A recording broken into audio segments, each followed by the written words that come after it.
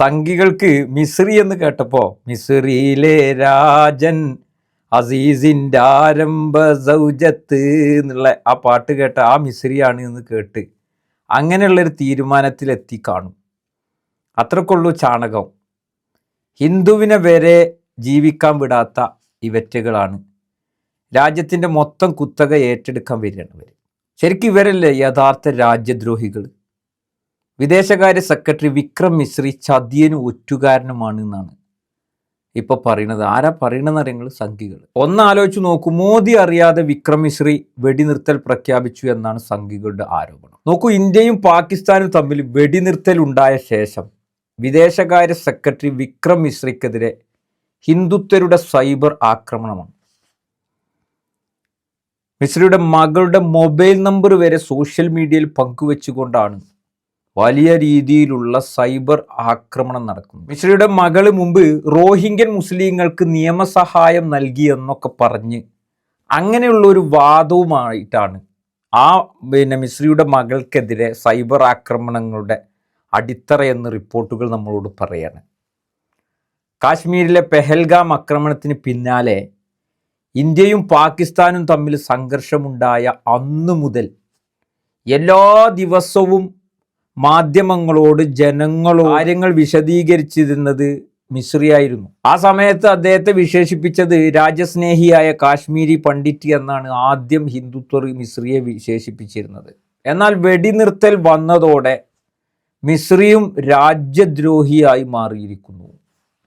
എല്ലാ ദിവസവും വാർത്താ സമ്മേളനത്തിൽ പാകിസ്ഥാനെ നേരിട്ട മിശ്രി ഇതോടെ എക്സ് അക്കൗണ്ട് പ്രൈവറ്റാക്കി പൂട്ടിയതായിട്ട് അങ്ങനെയുള്ള റിപ്പോർട്ടുകളൊക്കെയാണ് വന്നുകൊണ്ടിരിക്കുന്നത്. ഇതാണ് 2014 മോഡൽ രാജ്യസ്നേഹികളുടെ രാജ്യസ്നേഹം. നിങ്ങളൊന്ന് ആലോചിച്ച് നോക്കൂ. വിക്രം മിശ്രി വെറുമൊരു ഉദ്യോഗസ്ഥനാണ് എന്ന് പോലും ചിന്തിക്കാൻ ബുദ്ധിയില്ലാത്ത, സാധാരണ നമ്മൾ പറയില്ല ചാണക ബുദ്ധി എന്നതാണ് എന്ന് ഇവർ അടിവരയിടുകയാണ്. മോദി തീരുമാനിച്ചത് പുറത്തു പറയുക എന്ന് മാത്രമാണ് ഈ പറയുന്ന മിശ്രിയുടെ ജോലി.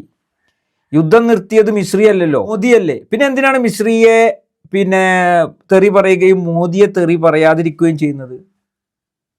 ബുദ്ധി എന്ന സാധനം ചാണക സംഘികൾക്കില്ലല്ലോ. അതുണ്ടെങ്കിൽ അവർ സംഖ്യയാവില്ലല്ലോ. ഏതായാലും അദ്ദേഹത്തിൻ്റെ മകൾക്കെതിരെ ഫോൺ നമ്പറൊക്കെ ഇട്ടുകൊണ്ടുള്ള സൈബർ ആക്രമണം നടന്നുകൊണ്ടിരിക്കുന്നു എന്നുള്ള റിപ്പോർട്ടുകളാണ് വന്നുകൊണ്ടിരിക്കുന്നത്. നിങ്ങളൊന്ന് ആലോചിച്ച് നോക്കൂ, നമ്മുടെ രാജ്യത്തിൻ്റെ ഉന്നത ഉദ്യോഗസ്ഥരുടെ ഒരവസ്ഥ നിങ്ങളൊന്ന് ആലോചിച്ച് നോക്കൂ. ഇന്ത്യ പാക് യുദ്ധവുമായി ബന്ധപ്പെട്ട് ദിനം പ്രതി വന്നുകൊണ്ട് ജനങ്ങളുമായി സംവദിച്ച മിശ്രി യുദ്ധം നിർത്തിയതോടു കൂടി അദ്ദേഹം രാജ്യദ്രോഹിയും ചതിയനുമായി മാറി. മാത്രമല്ല അദ്ദേഹത്തിൻ്റെ കുടുംബത്തെ വരെ സൈബർ ആക്രമണം നടത്തിക്കൊണ്ടിരിക്കുകയാണ്. ഇതിലൂടെ നമ്മൾ മനസ്സിലാക്കേണ്ടത് സംഘിക രാജ്യവിരുദ്ധരാണ്.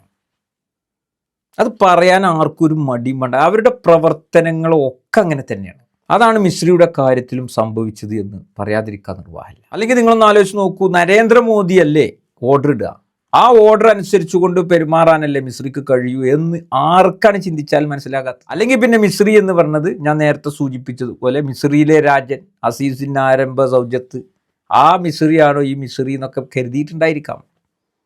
പിന്നെ അങ്ങനെ ആകുമ്പോൾ പിന്നെ മതത്തിൻ്റെ മറ്റൊരു വേർഷനും കൂടി കിട്ടുമല്ലോ. ഏതായാലും ഈ ജാതി പൊട്ടന്മാരും ഇങ്ങനെയുള്ള ദേശവിരുദ്ധരും അടങ്ങുന്ന ഒരു സമൂഹത്തിലാണ് നമ്മൾ ജീവിക്കുന്നത് എന്ന് തിരിച്ചറിയാൻ ഇതിനേക്കാൾ വലിയ ഉദാഹരണം എന്താ വേണ്ടത് എന്നുള്ളതാണ് ഈ സമയത്ത് ചോദിക്കാനുള്ളത്. തിരിച്ചറിയുക. അവരെ നിർത്തുന്നു. നന്ദി.